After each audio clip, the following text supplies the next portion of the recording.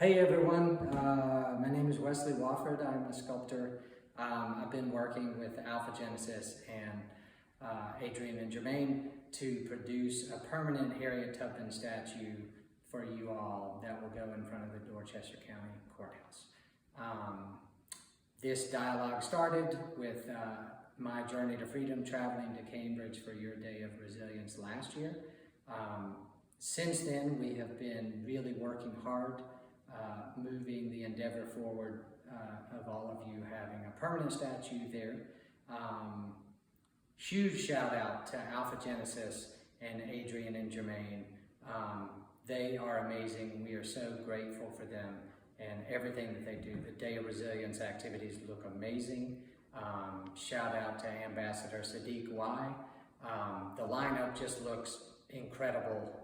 We look forward to being there next year for the unveiling of your 12-foot Harriet that we are currently working on. So Adrian and Jermaine wanted me to give kind of an update on where we're at.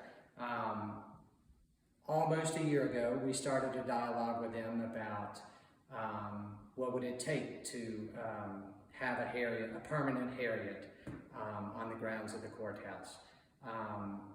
Since that time, we have worked through design phase, which is what this is. And so this is a really crude model of kind of where we landed as far as composition and narrative.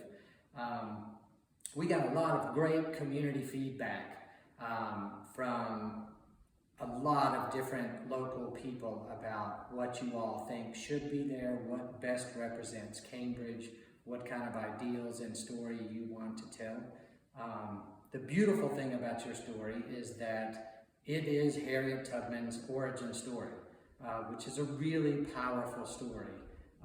She is such an incredible human being that reached within herself to build her own destiny, essentially out of slavery, which is an amazing achievement. And so we wanted to talk about that. With your statue, it's just appropriate that we talk about the origins of Harriet, starting out her life as little Araminta Ross.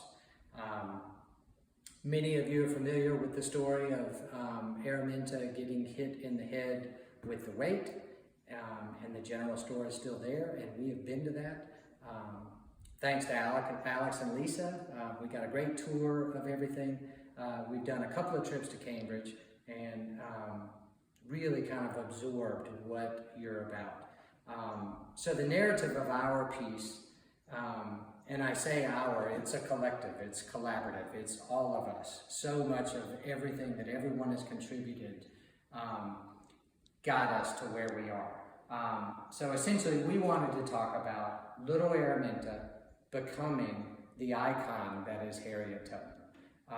So we started with, many folklore talks about Araminta getting hit in the head, and that's the moment she realized she was going to become Harriet Tubman. And so we focused on that. You know, what did she feel when that happened? How did she feel as a child? The shackles of slavery surrounding her. And so this is our design model. This is a little scale figure, so you can see this is going to be a 12-foot sculpture from this point. So it's going to be on a plinth or a base that's about 20 inches tall, so people can walk up to it. So it'll be substantial. Essentially, our story is that Harriet Tubman used the North Star to travel north out of slavery. And once she arrived, she became the North Star, the inspiration for others to do the same thing. And she continues to be our North Star.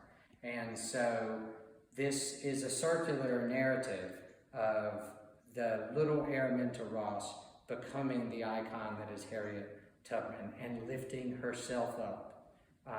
And it's also meant to lift up future generations of children and adults that need some help. So she is surrounded by this oxen yoke, and it is also a metaphor for the yoke of slavery, the weight of what she was experiencing as a slave. And it has shackles piled around it, shackles and manacles, devices to keep people captive, and those shackles are both opened and closed. The closed ones represent the ramifications of slavery moving into the future. So this design study, that's the story of where we're at. So we're now to a 3rd scale model, and actually this is a big reveal because no one has seen this, including Adrian and Jermaine, until now. So this is where we're at with the 3rd scale model. So I'm just going to rotate it around and talk about it and kind of let you see the different angles. So with these types of models, I start from the inside out. So it's figures, muscles, bones, and then on top of that, I put clothes. So this model is not complete. This is where we're at this stage. So there's some clothes evident and some clothes are not.